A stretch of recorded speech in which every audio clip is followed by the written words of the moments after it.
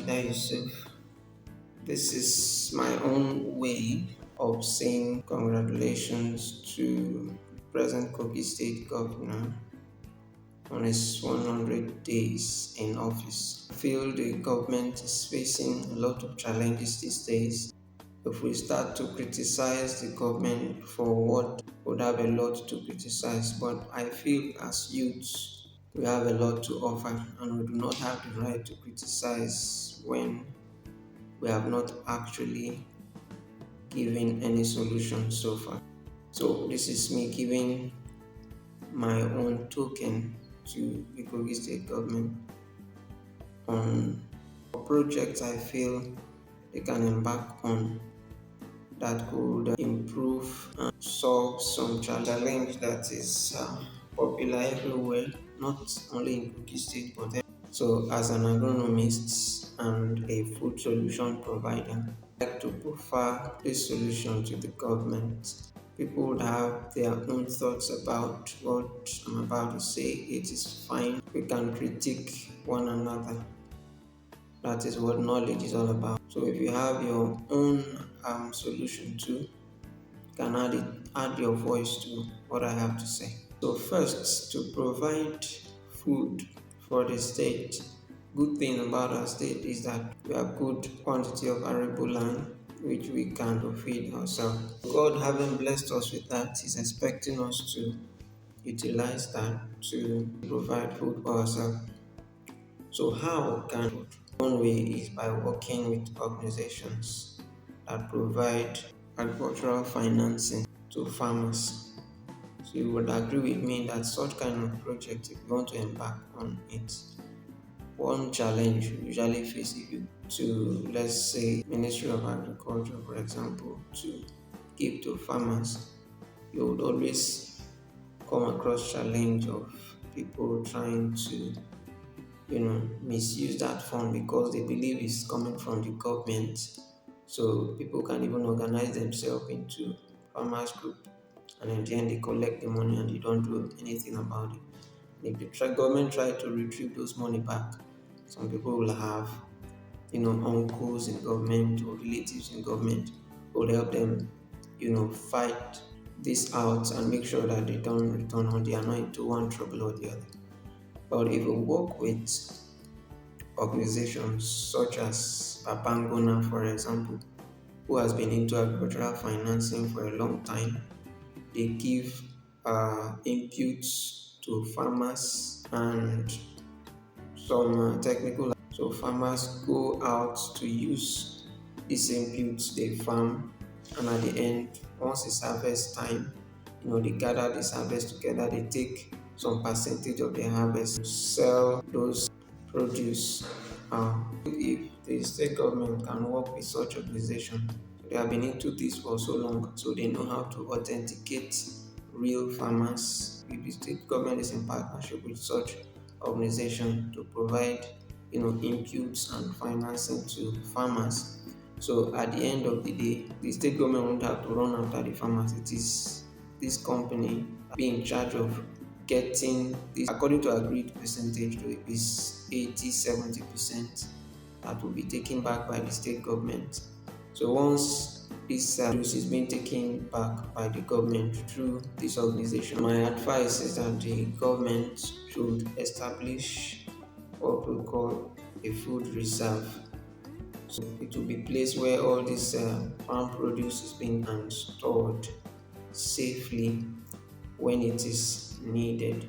So with this, the government will be able to have food enough to give out when the time comes. From this, the government can create food intervention centers in each local government. So these food intervention centers will act as distribution points for the end users, for the consumers. So now, how should this organized? Now, the state government can develop an app or website for Kogi State civil servants. Their information should be there in the app or in the site. Civil servants will be able to register and be confirmed as the new civil servant on the site. Once they are confirmed, they will be able to order from this app or from this site. It will be at subsidized rate or subsidized price, maybe a little lower than the price that is obtainable in the market.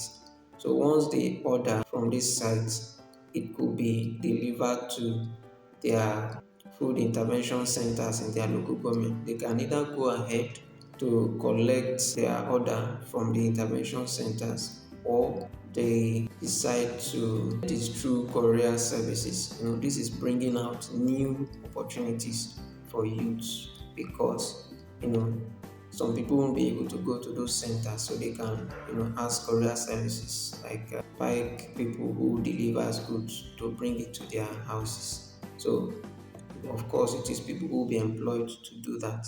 So that is another advantage. So, and it's going to be done in a way there is kind of quota allocated to each civil servant. They can't order above that quota for each item.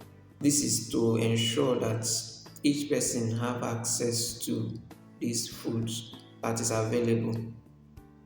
Now, take in advance from just, and this is also in on allocation, in the sense that there is an amount they can order in advance from their upcoming salaries, and they can decide to pay directly or order in advance. So if it's they order in advance, to be taken from their salary once they are being paid for their next salary. So such kind of innovations could prestige to civil servants, in the sense that they could even be envy of their neighbors, because they can help their neighbors to order foods and get paid by their. They don't want to pick for a civil servant, because if they need their help to order food from the government at subsidized rate, so who they ask? So this is kind of creating a solution, adding value to civil servants in the states, and also providing food solution. Apart from farmers, the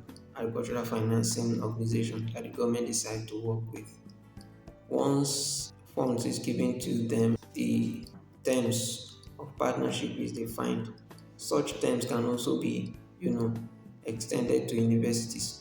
There are universities that have departments of agriculture, such as Kogi State University, now presently Prince Abubakar University, and other universities or polytechnics or tertiary institutions or even colleges of education that have departments of agriculture and have large expanse of land. So those land are just there wasting. They could be organized into such a solution to use their land.